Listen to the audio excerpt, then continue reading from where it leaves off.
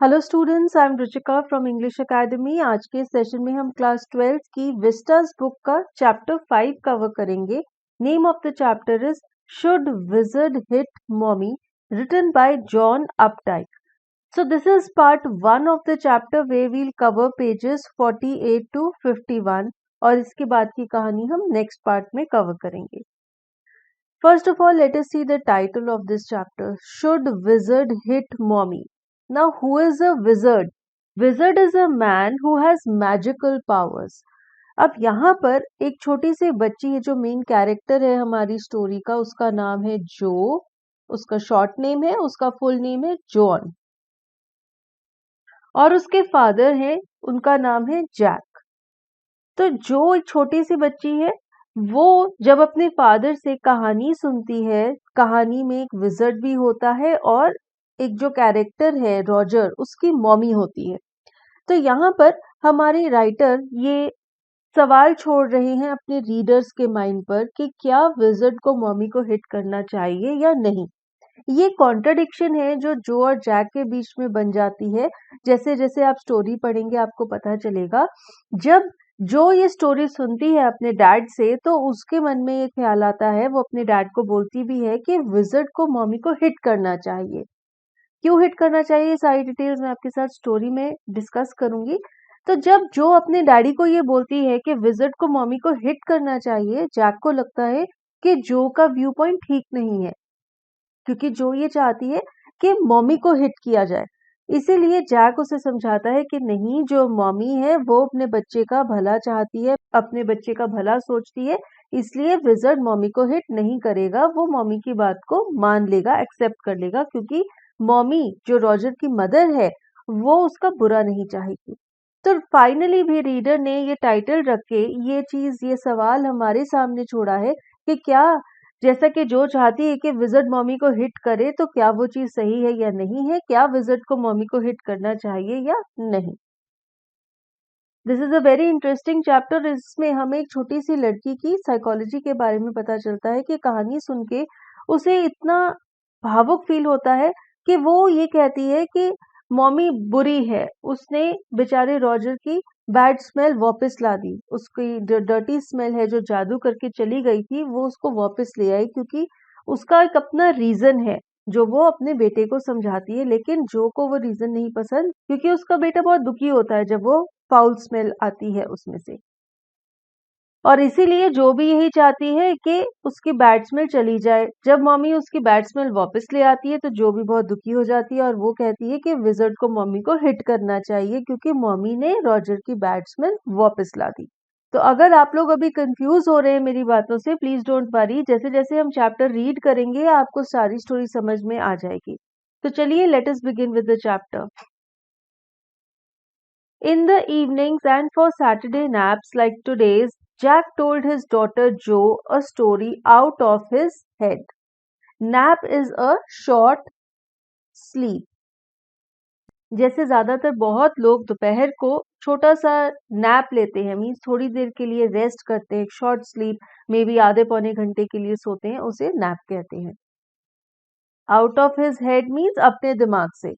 तो हर शाम को और सैटरडे को दोपहर को जब भी जो ने सोना होता था, जैक अपनी बेटी को एक कहानी सुनाता था। तो ये कहानी उसी ने अपने दिमाग में बनाई थी और वो ये कहानी को थोड़ा थोड़ा मॉडिफाई करके, थोड़ा चेंज करके उसे सुनाया करता था। This custom began when she was 2, was itself now nearly 2 years old and his head felt empty. ये जो कस्टम है, यानी कि ये जो एक ट्रेडिशन वो लोग फॉलो कर रहे थे, स्टोरी टेलिंग का जो रिवाज है, वो उन्होंने शुरू किया था जब जो 2 साल की थी, और अब ऑलमोस्ट 2 साल हो गए थे कि जैक जो को ये कहानी सुनाया करता था। इससे हमें क्या पता चलता है कि एट प्रेजेंट जो की एज है ऑलमोस्ट 4 years, ऑलमोस्ट। तो नरेटर यहाँ पे कहते हैं कि पिछले 2 साल से जैक जो को कहानी सुनाता था और अब बेचारे के पास आइडियाज खत्म हो गए थे, उसको लगता था कि उसका दिमाग खाली हो गया है। Now he didn't have more ideas, वो कैसे कैसे अपनी स्टोरी को चेंज करे, उसे इंटरेस्टिंग बनाए, ऐसे कोई आइडियाज उसके पास नहीं थे। Each new story was a slight variation from a basic tale. A small creature, usually named Roger, had some problem and went with it to the wise owl. Now Roger could be Roger Fish, Roger Squirrel, Roger Chipmunk. अब हर रोज की जो कहानी होती थी उसे नई कहानी बनाने के लिए जैक उसमें एक थोड़ी थोड़ी वेरिएशन कर देता था। Variation means difference. तो वो किस तरह का डिफरेंस करता था? कैरेक्टर का नाम तो रॉजर ही होता था, लेकिन कभी वो एक फिश होता था, कभी वो एक स्क्विरल होता था और कभी एक चिपमंक, यानी कि एनिमल की जो वैरायटी है उसे चेंज कर दिया जाता था। एनिमल की जो कैटेगरी है उसे चेंज कर दिया जाता था कहानी में डिफरेंस लाने के लिए। और उसके साथ एक ही प्रॉब्लम होती थी और वो अपनी प्रॉब्लम लेके एक वाइज आउल के पास जाता था उसका सोल्यूशन देने के लिए। तो बेसिकली ये जो कहानी है ये एक ही कहानी हुआ करती थी, लेकिन ताकि जो को ये ना लगे कि उसके डैड हर रोज उसे एक ही कहानी सुना रहे हैं, उसके डैड क्या करते थे, रॉजर को वो अलग अलग टाइप का जानवर बना दिया करते थे। और रॉजर की एक प्रॉब्लम हुआ करती थी, वो प्रॉब्लम लेकर एक वाइज आउल के पास जाता था। The owl told him to go to the wizard, and the wizard performed a magic spell that solved the problem, demanding in payment a number of pennies greater than the number that Roger creature had, but in the same breath directing the animal to a place where the extra pennies could be found. तो ये basic format है जो कहानी हर रोज Jack जो को सुनाया करता था। वाइज आउल उस रॉजर क्रीचर को कहता था कि तुम विजर्ड के पास जाओ, उसके पास जादुई शक्ति है, उससे वो तुम्हारी प्रॉब्लम को सॉल्व कर देता था। प्रॉब्लम सॉल्व करने के बाद विजर्ड रॉजर से पेनीज मांगता था, और पेनीज कितनी मांगता था? जितनी पेनीज रॉजर के पास होती थी उससे ज्यादा पेनीज मांगता था।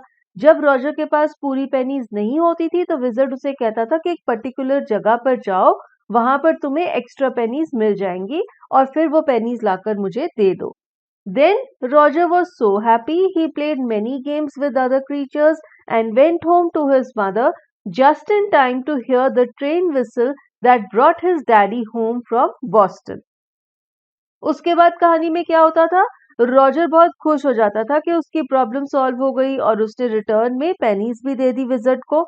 फिर वो बहुत सारी गेम्स खेला करता था बाकी सब जानवरों के साथ। उसके बाद वो अपने घर चला जाता था। जैसे ही वो घर पहुंचता था उसे ट्रेन की आवाज सुनाई देती थी, ट्रेन की सीटी बजती थी और ट्रेन में उसके डैड घर आया करते थे बॉस्टन से।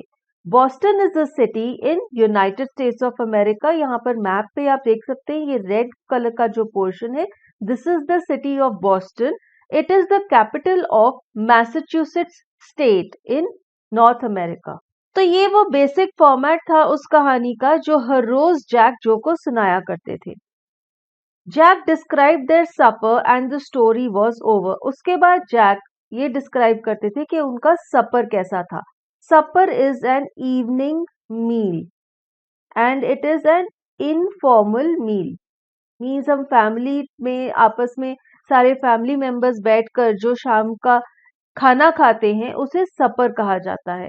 ये लाइट होता है जनरली और इनफॉर्मल होता है, यानी कि फैमिली आपस में बैठ के खाती है। अब कई स्टूडेंट सोचेंगे कि मैम डिनर और सपर में क्या फर्क है? Now dinner is said to be the largest meal of the day. Generally हम लोग क्या समझते हैं, रात के खाने को हम डिनर कहते हैं, लेकिन ऐसे नहीं है। आपके दिन का जो सबसे बड़ा मील होता है उसे डिनर कहा जाता है। वो दोपहर का खाना भी हो सकता है। क्या हुआ, ग्रेजुअली जब लोग काम करने लग गए, वो घर से बाहर जाते थे, तो जो रात का खाना होता था वही सबसे बड़ा मील होता था, इसीलिए रात के खाने को डिनर कहने लग गए। बट पहले ओल्डन टाइम्स में जब लोग फार्मिंग वगैरह करते थे, वो घर पे ही रहा करते थे, तब उनका दोपहर का जो मील होता था उसे वो डिनर कहते थे। और सपर होता था इवनिंग का मील, जो लाइट होता था और इनफॉर्मल होता था। तो सपर किसे कहते हैं? शाम के खाने को, जो आप रात को या शाम को खाते हैं अराउंड 6-7 बजे, जो एक लाइट मील होता है और आप अपनी फैमिली के साथ बैठकर खाते हैं। तो इस तरह से हर रोज जैक जो को कहानी सुनाता था और कहानी खत्म हो जाती थी और उसका एम होता था कि कहानी सुनाते सुनाते जो सो जाएगी। Working his way through this scheme was especially fatiguing on Saturday because Joe never fell asleep in naps anymore, and knowing this made the ride seem futile. Fatiguing means tiring, थका देने वाला काम. Rite is any work that you are doing or any ritual, जिसे पहले custom भी कहा गया है. And futile means wasteful. अब जैक ने ये एक तरीका अपनाया हुआ था कि वो जो को कहानी सुनाता था ताकि वो सो जाए, लेकिन उसके लिए ये काम बहुत ही थकान भरा हो गया था. वो बहुत ज्यादा थक जाता था, खास तौर पर सैटरडेज को, क्योंकि जो अब सोती नहीं थी, वो बड़ी हो गई थी, इसलिए उसे सुलाना बहुत मुश्किल हो गया था. और जैक को भी ये पता था कि जो सोती नहीं है, इसीलिए उसे अब ये स्टोरी टेलिंग का जो रिचुअल है, जो ट्रेडिशन उसने बना लिया था, वो बहुत वेस्टफुल लगता था, क्योंकि उससे कोई फायदा नहीं होता था, जो सोती ही नहीं थी. इसी वजह से वो बहुत ज्यादा थका हुआ भी फील करता था और बहुत इरिटेट भी हो जाता था. The little girl, not so little anymore, the bumps her feet made under the covers were halfway down the bed, their big double bed that they let her be in for naps and when she was sick. अब पहले तो writer कहते हैं कि जो एक little girl थी, लेकिन फिर वो कहते हैं कि अब वो उतनी छोटी नहीं थी, अब वो बड़ी हो गई थी. Not so little any more, यानी कि अब वो उतनी छोटी नहीं थी. फिर वो कहते हैं कि वो इतनी छोटी क्यों नहीं थी. The bumps her feet made under the covers.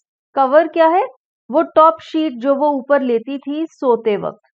तो वो जो टॉप शीट है उसके नीचे उसके पैरों के जो बम्प्स थे, यानी कि उसके पैरों के जो कर्व्स थे, वो बेड से हाफ वे नीचे तक पहुंचने लग गए थे, यानी कि उसके पांव बेड से नीचे लटकने लग गए थे.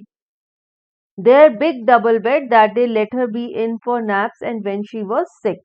तो ये एक बहुत ही बड़ा डबल बेड था जो के पेरेंट्स के पास, और उन्होंने ये बेड रखा हुआ था ताकि जो उसमें अपनी आफ्टरनून की नैप ले सके, और अगर वो बीमार है तो वो उसमें लेट सके. लेकिन अब जो बहुत बड़ी हो गई थी, वो बहुत लंबी हो गई थी और वो इस बेड में फिट नहीं आती थी. उसके पैर बेड से नीचे लटकते थे. Had arranged herself, and from the way her fat face deep in the pillow shone in the sunlight sifting through the drawn shades, it did not seem fantastic that some magic would occur and she would take her nap like an infant of 2. अब वो जो छोटी सी बच्ची है जो, वो अपने आप को बेड में बड़े अच्छे से अरेंज कर लेती थी, बड़े अच्छे से सेट कर लेती थी, लेकिन उसका फेस बहुत ही जो फैट था, फैट मीन्स चबी था, वो पिल्लो के ऊपर चमक रहा होता था. चमकता क्यों था, शाइन क्यों करता था? क्योंकि जो कर्टन्स उन्होंने ड्रॉ किए हुए थे, शेड्स मीन्स कर्टन्स और ब्लाइंड्स, जो उन्होंने ऐसे बंद किए हुए थे, उसमें से भी सनलाइट अंदर आती थी. सिफ्टिंग का मतलब क्या होता है? जैसे हम कहते हैं छानना, छलनी लेकर किसी भी चीज को छानना. तो ये जो कर्टन्स थे, ये भी छलनी की तरह थे. इनमें से भी जो सनलाइट है, बाहर की धूप है, वो छन के कमरे के अंदर आती थी. तो वो जो सनलाइट कमरे के अंदर आती थी, वो जो के फेस पर पड़ती थी और उसका फेस उस लाइट में चमकता था. इससे राइटर ये कहना चाहते हैं कि जो के फेस को देखकर जैक को लगता था कि ये बिल्कुल भी स्लीपी नहीं है और उसे सुलाना बहुत मुश्किल है, वो सोने नहीं वाली. और इसीलिए राइटर कहते हैं कि ऐसे लगता था कि शायद ही कोई ऐसा जादू होगा जिससे कि वो नैप लेगी, यानी कि वो सो जाएगी, जैसे कि 2 साल का छोटा बेबी सोता है. तो जब जो 2 साल की थी, तब उसके फादर ने ये रिचुअल शुरू किया था, उसे स्टोरी सुनाकर नैप कराने का, उसे सुलाने का. लेकिन अब वो बड़ी हो गई थी, she was almost 4 years old. अब उसे सुलाना बहुत मुश्किल हो गया था. अब तो बेड में भी लेटे हुए उसका फेस एकदम एनर्जेटिक होता था, ऐसे लगता था पूरा शाइन कर रहा है, वो बिल्कुल ब्राइट है, एकदम एक्टिव है, और शायद ही कोई ऐसा जादू होगा कि वो सो जाएगी. Her brother Bobby was 2 and already asleep with his bottle. अब जो का जो छोटा भाई था बॉबी, वो 2 साल का था और वो तो ऑलरेडी अपनी दूध की बोतल फिनिश करके सो भी गया था. लेकिन जो पूरी एनर्जेटिक थी और बिल्कुल भी ऐसा नहीं लग रहा था कि वो सोने वाली है. Jack asked, who shall the story be about today? तो जैक ने जो से पूछा कि आज की हमारी कहानी में रॉजर कौन होगा, मीन्स वो किस टाइप का एनिमल होगा आज। Roger, Jo squeezed her eyes shut and smiled to be thinking she was thinking. अब जो क्या कहती है, हमारी आज की कहानी होगी रॉजर के बारे में, और ऐसा बोल के वो इतनी एक्साइटेड हो जाती है कि वो अपनी आंखों को दबा के बंद कर लेती है और स्माइल करने लग जाती है कि उसे एक बार फिर से रॉजर की कहानी सुनने को मिलेगी। Her eyes opened, her mother's blue. और फिर जो ने अपनी आंखें खोली, उसकी आंखों का कलर था ब्लू, और उसने ये कलर अपनी मदर से इनहेरिट किया था। मीन्स जो की मदर की आंखें भी ब्लू कलर की थी और जो की आंखें भी ब्लू कलर की थी, just like her mother. Skunk, she said firmly. Firmly means confidently. तो वो कहती है रॉजर स्कंक। आज की हमारी कहानी होगी रॉजर स्कंक की कहानी। Skunk is a type of a mammal, and this animal is found in the New World, that is the Western Hemisphere. जैसे कि अमेरिका, कनाडा, इन सब कंट्रीज में skunk एनिमल पाया जाता है। दिखने में skunk कुछ इस तरह से होता है। A new animal, they must talk about skunks at nursery school. तो जैक ने सोचा कि ये एक नया तरह का जानवर है, हो सकता है जो ने इसके बारे में अपने स्कूल में सुना होगा, इसीलिए उसने उस कैरेक्टर को इस बार रॉजर स्कंक रखा है। Having a fresh hero momentarily stirred Jack to creative enthusiasm.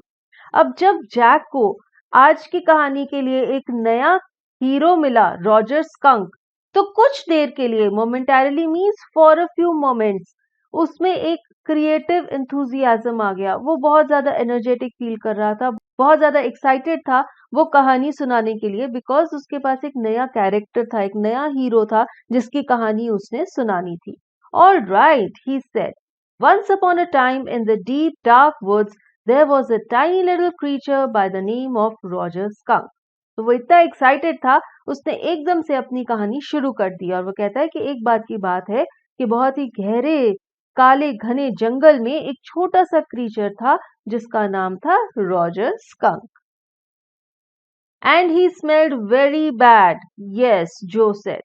तो जैक ने कहा लेकिन वो बहुत ज्यादा स्मेल करता था, उसमें से बहुत बुरी स्मेल आती थी। और जो कहती है हाँ, क्योंकि हर रोज की कहानी में जो भी कैरेक्टर होता है रॉजर, वो इस तरह से ही फाउल स्मेल देता है और जो को ये पता है। फिर वो कहता है he smelled so bad that none of the other little woodland creatures would play with him. अब बेचारा रॉजर स्कंक इतना ज्यादा बैड ओडर देता था कि वुडलैंड में से और कोई भी क्रीचर उसके साथ खेलता ही नहीं था। जो looked at him solemnly, she hadn't foreseen this. Solemnly means sincerely, or we can say seriously. And foreseen means predicted. किसी चीज के बारे में पहले से हमें अंदेशा होता है। अब जो बहुत ही सीरियस हो गई जब उसने ये सुना कि रॉजर स्कंक में से बहुत फाउल स्मेल आती थी और कोई भी क्रीचर उसके साथ इस वजह से खेलता ही नहीं था। बेचारी बहुत दुखी हो गई क्योंकि उसे ये चीज नहीं पता थी, ये कहानी का नया पार्ट था। Whenever he would go out to play, Jack continued with zest. Remembering certain humiliations of his own childhood, all of the other tiny animals would cry, "Oh, here comes Roger Stinky Skunk!" And they would run away. And Roger Skunk would stand there all alone, and two little round tears would fall from his eyes. Zest here again means with energy, with a lot of enthusiasm. Humiliations means disgrace or shame. तो Jack ने अपनी कहानी आगे continue की and he was very energetic. तो कहता है कि जब भी रॉजर स्कंक बाहर खेलने जाता था तो सारे छोटे छोटे एनिमल्स चिल्लाने लगते थे और कहते थे ओहो रॉजर स्टिंकी स्कंक आ गया, और वो सब वहां से भाग जाया करते थे। और फिर रॉजर स्कंक वहां खड़ा होकर रोने लग जाता था, उसकी आंखों से छोटे छोटे आंसू टपकने लग जाते थे। और ऐसा कहानी सुनाते वक्त जैक को अपने बचपन की ह्यूमिलिएशंस भी याद आ रही थी। बचपन में उसके साथ भी कुछ ऐसे इंसिडेंसेस हुए थे, उसके साथ खेलने वाले बच्चे भी इस तरह से उस पर हंसकर, उसका मजाक उड़ाकर उसे डिस्ग्रेस या शर्मनाक फील कराते थे, और ये कहानी सुनाते वक्त उसे वो सब कुछ भी याद आ रहा था। The corners of Joe's mouth dropped down and her lower lip bent forward as he traced with a forefinger along the side of her nose the course of one of Roger Skunk's tears. जो के मुंह के जो कोने हैं वो नीचे की तरफ झुक गए। क्यों? क्योंकि वो बहुत दुखी थी ये कहानी सुनकर और उसका लोअर लिप भी आगे की तरफ बेंड हो गया ऐसे in a frown. Why was she frowning? Why was she sad? Because she was sad because Roger Skunk was crying. No one was playing with him. और फिर जैक ने क्या किया? उसने जो के फेस पर इस तरह से अपना हाथ घुमाया और उसे ये बताया कि ऐसे एक आंसू रॉजर स्कंक की आंख से निकलकर उसके चीक से जाता हुआ नीचे बहकर गिर गया। Won't he see the owl? She asked in a high and faintly roughened voice. अब बेचारी इतनी डेस्परेट थी, वो उसकी मदद करना चाहती थी, तो कहती है कि क्या रॉजर स्कंक आउल के पास नहीं जाएगा अपनी प्रॉब्लम लेकर? तो उसकी आवाज बहुत ही हाई थी और हल्की सी रफ भी थी। रफ क्यों थी? हम कह सकते हैं कि वो इतनी भावुक थी, इतनी इमोशनल थी, तो हो सकता है उसका गला भर आया। तो जब वो ऐसे बोलती है उसकी आवाज भी क्लियर नहीं थी। Sitting on the bed beside her, Jack felt the covers tug as her legs switched tensely. Tug means to pull suddenly. Switched means changed position. And tensely means in a worried way. चिंता होना, nervous होना। तो Jack ने ये feel किया कि जो की बॉडी में कुछ मूवमेंट हुई, उसने अचानक से अपनी टांगों को खींच लिया और वो बहुत ज्यादा घबराई हुई थी, बहुत ज्यादा चिंता में थी कि रॉजर स्कंक आउल के पास नहीं गया। He was pleased with this moment. He was telling her something true, something she must know, had no wish to hurry on. अब जो का रिएक्शन देखकर जैक बहुत खुश था। Pleased means he was very happy. वो खुश क्यों था? क्योंकि उसे ये खुशी महसूस हो रही थी कि जो भी उस रॉजर स्कंक की प्रॉब्लम को समझ पा रही है और वो भी नर्वस फील कर रही है, ये देखकर कि उसे कोई एक्सेप्ट नहीं कर रहा। तो वो खुश इसलिए था क्योंकि वो अपनी बेटी को एक ऐसी सच्चाई बता रहा था। वो उसे ये बताना चाहता था कि अगर आप में कोई भी प्रॉब्लम है तो लोग आपको सोशली एक्सेप्ट नहीं करेंगे। और वो चाहता था कि उसकी बेटी को ये सब कुछ पता होना चाहिए कि सोशल एक्सेप्टेंस कैसे होती है। अगर आप में से बैड स्मेल आ रही है तो आपके साथ कोई भी खेलेगा नहीं, कोई भी आपका फ्रेंड नहीं बनेगा। उसमें कोई भी जल्दबाजी की फीलिंग नहीं थी। जैक बहुत आराम से जो को कहानी सुनाना चाहता था क्योंकि वो खुश था, वो अपनी बेटी को एक रियलिस्टिक प्रॉब्लम के बारे में समझा रहा था और वो उसे इस चीज से अवगत कराना चाहता था कि दुनिया में कैसे होता है। But downstairs, a chair scraped and he realized he must get down to help Claire paint the living room woodwork. Scrape means dragged. लेकिन तभी अचानक से जैक को नीचे एक चेयर के हिलने की आवाज सुनाई दी और उसे याद आया कि उसे अपनी वाइफ क्लेयर की मदद करवाने के लिए जाना है नीचे। वो नीचे लिविंग रूम के वुडवर्क को पेंट कर रही थी। Well, he walked along very sadly and came to a very big tree, and in the tip top of the tree was an enormous wise owl. Enormous means huge, बहुत ही बड़ा। तो फिर Jack ने अपनी story continue की क्योंकि उसका M था जो को सुलाना ताकि वो नीचे जाकर अपनी वाइफ की मदद कर सके। तो उसने स्टोरी कंटिन्यू की और उसने कहा कि रॉजर स्कंक एक बहुत ही बड़े पेड़ पर पहुंचा और उसकी टिप टॉप पे यानी कि उसकी जो टॉप थी, उसकी जो पीक थी, वहां पे एक बहुत ही बड़ा और समझदार ओल्ड आउल रहता था। गुड। तो जो कहती है गुड क्योंकि वो खुश है कि अब ये आउल रॉजर स्कंक की प्रॉब्लम सॉल्व कर देगा। Mr. Owl, Roger Skunk said, all the other little animals run away from me because I smell so bad. तो रॉजर स्कंक ने अपनी प्रॉब्लम मिस्टर आउल के साथ शेयर की कि सभी जानवर मेरे से दूर भाग जाते हैं क्योंकि मुझ में से बहुत गंदी स्मेल आती है। So you do, the owl said. Very, very bad. तो आउल भी कहता है कि हाँ, तुम में से बहुत बहुत बुरी स्मेल आती है। What can I do? Roger Skunk said, and he cried very hard. बेचारा रॉजर स्कंक जोर जोर से रोने लग गया और उसने कहा, मैं क्या कर सकता हूँ, मुझे बताओ। द विजर्ड, जो shouted and sat right up, and a little golden block spilled from the bed. Spilled means fell down. जैसे कि जो को ऑलरेडी कहानी पता है वही सेम कहानी होती है, थोड़े बहुत चेंजेस होते हैं, तो उसने एक्साइटमेंट में पहले ही बोल दिया द विजर्ड, यानी कि अब आउल क्या करेगा, नेक्स्ट स्टेप क्या है, वो रॉजर स्कंक को विजर्ड के पास भेजेगा।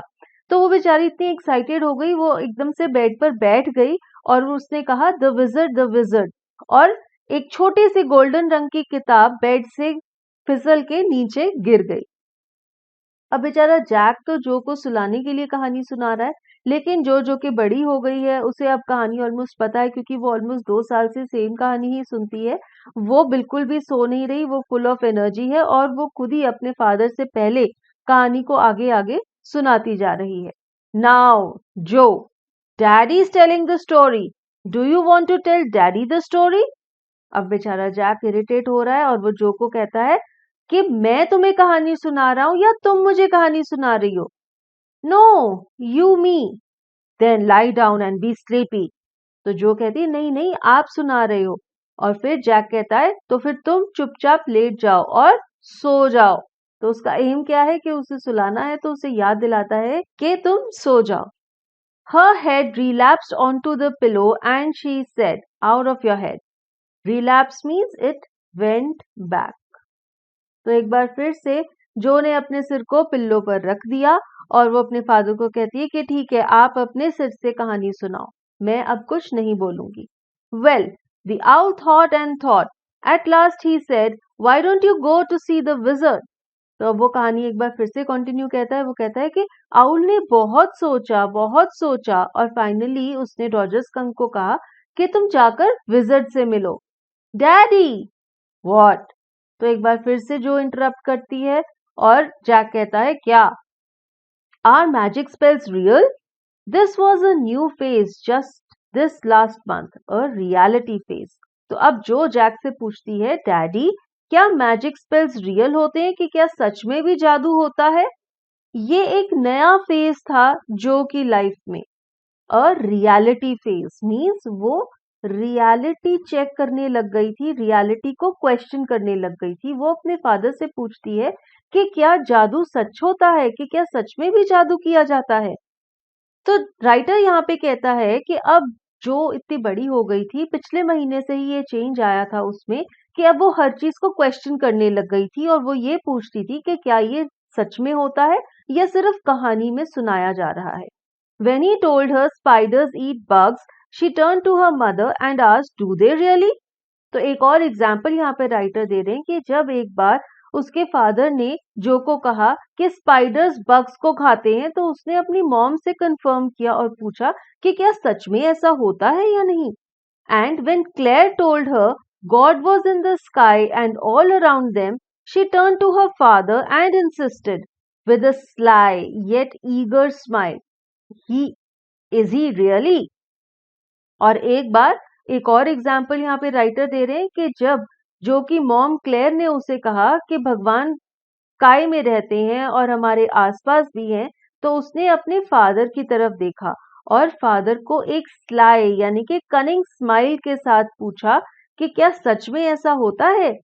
तो जो अब बड़ी हो रही थी, ठीक है, वो हर चीज को क्वेश्चन करती थी और कहानी में कुछ भी या रियल लाइफ के बारे में भी जो भी उसके पेरेंट्स उसे बताते थे, वो उन्हें क्वेश्चन करती थी और पूछती थी कि क्या सच में ऐसा होता भी है या नहीं। बिकॉज उसने ये रियलाइज करना शुरू कर दिया था कि जो भी कहानियां उसे सुनाई जाती हैं उसमें से काफी चीजें ऐसी हैं जो सच में नहीं होती। They real in stories, Jack answered curtly. Curtly means rudely. तो जब जो से उसके फादर ने ये सवाल किया था, तो उसने कर्टली और रूडली उसे रिप्लाई किया कि कहानियों में वो रियल होते हैं, यानी कि रियल लाइफ में वो रियल होते हैं या नहीं वो एक अलग बात है, लेकिन उसने जो को कहा कि कहानियों में वो रियल होते हैं, तो उसका जवाब भी काफी अनरियलिस्टिक है। मींस कहानियों में रियल होते हैं मींस व्हाट। ऑब्वियसली जो तो ये पूछ रही है कि रियल लाइफ में ऐसा होता है या नहीं, लेकिन उसके फादर रूड थे बिकॉज वो नहीं चाहते थे कि जो इतने सारे क्वेश्चंस पुट करे He didn't like this. That is why he replied rudely. She had made him miss a beat in the narrative. Narrative means the storytelling that he was doing. तो जब जो ने इंटरप्ट किया अपना question पूछने के लिए, तो उसके फादर की जो स्टोरी का फ्लो था वो इंटरप्ट हो गया और he missed a beat means he got interrupted while telling the story. The owl said, "Go through the dark woods under the apple trees into the swamp over the creek." Swamp is a marshy area. एक uncultivated piece of land जो बहुत गीला होता है, डैम्प होता है, वो marshy बन जाता है, कीचड़ से भर जाता है, उसे स्वैम्प कहते हैं. क्रिक इज अ स्मॉल रिवर. तो आउल ने रॉजर स्कंक को रास्ता बताया विजर्ड के घर तक पहुंचने का. उसने कहा कि डार्क वुड्स में जाओ, फिर एप्पल ट्री के नीचे से होकर स्वैम्प क्रॉस करके क्रिक को क्रॉस करना. व्हाट्स अ क्रिक? तो जो ने अपने डैडी से पूछा कि क्रिक क्या होता है. A little river over the creek and there will be the wizard's house. तो जैक ने कहा creek is a little river. और फर्दर वो कहता है कि जब तुम क्रिक को क्रॉस करोगी वहां पर विजर्ड का घर तुम्हें मिलेगा. तो इस तरह से आउल ने रॉजर स्कंक को विजर्ड के घर का रास्ता बताया. And that's the way Roger Skunk went, and pretty soon he came to a little white house and he rapped on the door. Rap means knocked, खटखटाना. तो इस तरह से रॉजर स्कंक विजर्ड के घर पहुंच गया और उसने दरवाजे पर नॉक किया. Jack rapped on the windowsill and under the covers Joe's tall figure clenched in an infantile thrill. अब जैक ने क्या किया, उसने भी खिड़की की जो सिल थी यानी कि जो किनारा था उसके ऊपर नॉक किया. तो उसने सेम साउंड प्रोड्यूस की जैसे कि जब रॉजर स्कंक विजर्ड के दरवाजे पर जाकर खटखटाएगा, उसी तरह जैक ने भी खिड़की के किनारे पर खटखट की. वो आवाज सुन के जो ने रिएक्ट किया. जो ने क्या किया, वो टॉप कवर के अंदर लेटी हुई थी बेड में, तो एकदम से she clenched in an infantile thrill. Clench means to tighten something, कस लेना. Infantile means childish and thrill means excitement. So Joe was so excited to hear that sound कि उसने अचानक से अपनी बॉडी को एकदम टाइट कर लिया और जैसे बच्चे होते हैं बहुत ज्यादा एक्साइटेड हो जाते हैं, इस तरह से वो रिएक्ट कर रही थी. And then a tiny little old man came out with a long white beard and a pointed blue hat and said, "Ah, what's this? What you want? You smell awful." और फिर knock का जवाब देते हुए एक छोटा सा बूढ़ा सा आदमी दरवाजे पर आया. उसकी बहुत लंबी वाइट बियर्ड थी. देख रहे हो इमेज में, उसकी बियर्ड ऑलमोस्ट उसके पैरों तक पहुंच रही है. और फिर उसने दरवाजा खोल कर उसे कहा, क्या है, तुम्हें क्या चाहिए? यू स्मेल ऑफुल, तुम्हें से बहुत गंदी बदबू आ रही है. The wizard's voice was one of Jack's own favorite effects. He did it by scrunching up his face and somehow whining through his eyes, which felt for the interval rheumy. Scrunching up means wrinkling. means इस तरह से अपनी knows को ऊपर उठा के face पे wrinkles बना के फिर उसने आवाज निकाली उस विजर्ड की. Whining means crying. Sound of crying. And rheumy means watery. जब हमारी आंखों में पानी भर जाता है. तो उसने ये जो विजर्ड के कैरेक्टर की आवाज है वो एक बहुत ही ड्रामेटिक वे में निकाली, अपने फेस को ऐसे रिंकल करके और ऐसे जैसे कि वो आंखों से रो रहा है, इस तरह से आवाज निकाली, आंखों में पानी प्रोड्यूस किया. तो बहुत ही इफेक्ट के साथ, स्पेशल इफेक्ट्स के साथ उसने विजर्ड के कैरेक्टर की आवाज निकाली. He felt being an old man suited him. Jack को ऐसा लगता था कि ओल्ड मैन की एक्टिंग वो बहुत अच्छी कर सकता है. I know it, Roger Skunk said, and all the little animals run away from me. तो रॉजर स्कंक रिप्लाई करता है कि हाँ मुझे पता है मुझ में से बहुत बुरी स्मेल आती है और सभी छोटे छोटे जानवर मुझसे दूर भाग जाते हैं. The enormous wise owl said you could help me. और फर्दर वो कहता है कि जो बड़ा सा वाइज आउल है उसने कहा कि आप मेरी मदद करेंगे इस बैड स्मेल से रिड करने में.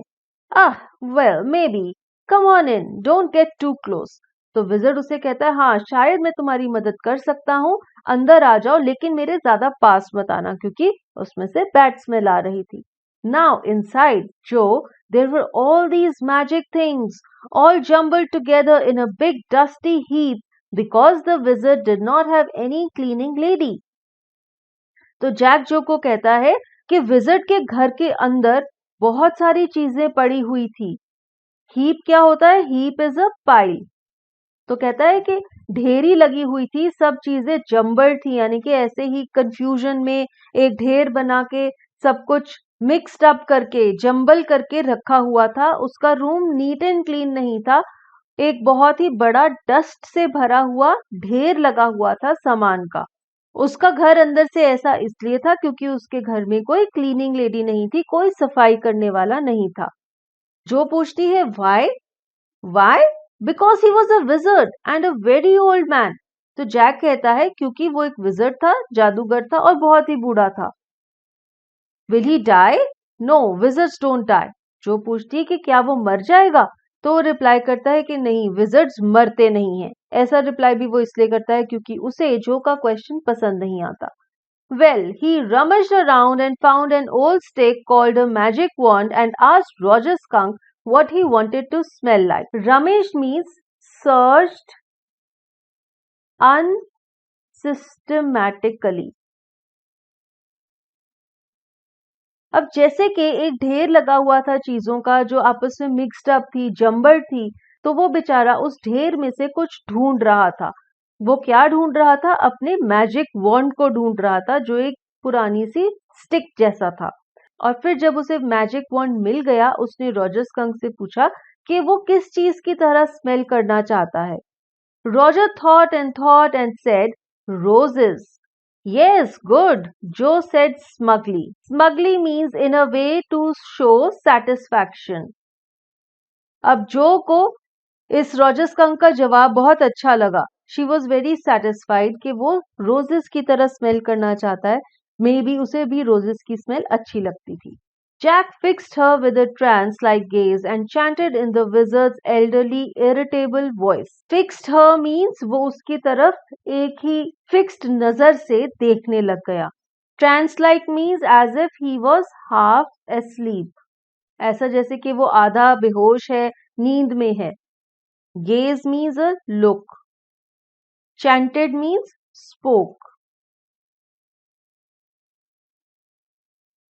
तो जैक जो को बड़े ही ध्यान से देख रहा था, कॉन्टिन्यूसली देख रहा था, और उसने ऐसी आंखों की शक्ल बनाई हुई थी जैसे कि वो आधा नींद में है।